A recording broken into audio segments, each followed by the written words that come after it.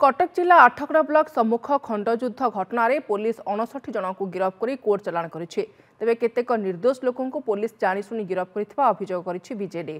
पंचायत बैठक रे जोगदेबा पई आसिथिबा जनप्रतिनिधि मानक संपर्कों बांधिछि पुलिस। एहाकु बीजेडी तरफरु दृढ़ निंदा करा जायछि। उच्चस्तरीय तदंत करी दोषींक विरुद्ध रे दृढ़ कार्यानुष्ठान नेबाकु दल दाबी करिछि। गंडगोल पर बीजेपी को पूरा दायी करिछि बीजेडी और कहिछि शासक दलर एपरि आचरण आदौ ठीक नुहे।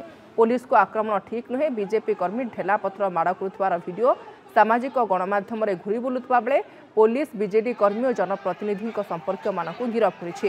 एहाकु कड़ा भाषा रे निंदा करिछि बीजेडी।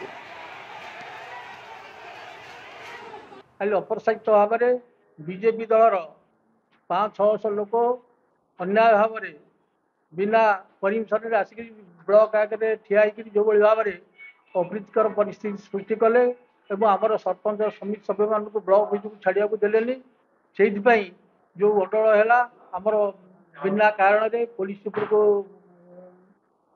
टेका पथर फिंगा आमर जो जिला परिषद सरपंच समिति सभ्य जाते संपर्क मैंने जो स्त्री लोक मैंने लेकिन जाते जबरदस्ती बांधा यही घटना को पुलिस की निंदा कर पुलिस कार्यक्रम को निंदा करने संगे संगे पुलिस की जो भाव में बीजेपी दलर गुंडा मैंने आक्रमण कर आठगड़ विजु जनता दल तरफ घोर निंदा करुच्ची।